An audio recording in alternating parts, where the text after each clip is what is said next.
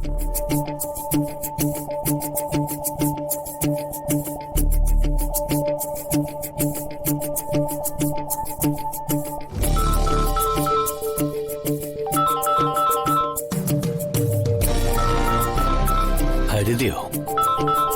ഹരിത എന്തിനാ എന്നെ വിളിക്കുന്നത്?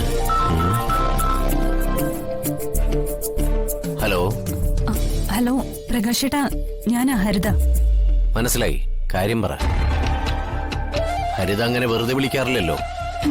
അപ്പോ കാര്യമുണ്ടെന്ന് വിചാരിച്ചോ? എനിക്ക് കുറച്ച് തിരക്കുണ്ട്, കാര്യം പറ ഹരിത.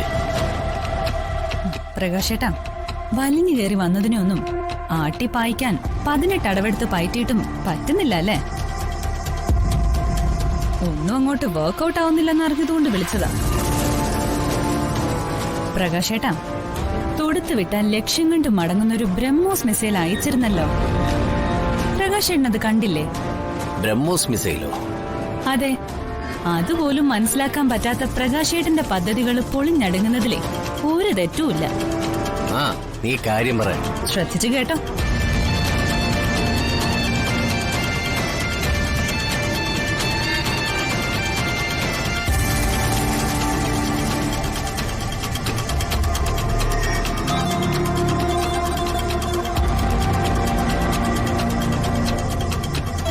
എല്ലാം കേട്ടല്ലോ.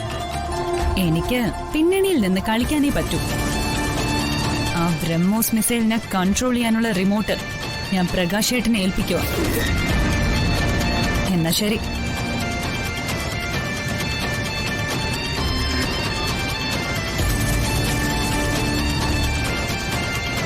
ബ്രഹ്മോസ് ഏതായാലും അത് എപ്പോ എങ്ങനെ പ്രയോഗിക്കണമെന്ന് ഈ പ്രകാശിനെ ആരും പഠിപ്പിക്കണ്ട. ആദ്യം ഹരിത പറഞ്ഞ ബ്രഹ്മോസ് മിസൈല് ഇങ്ങ് വരട്ടെ.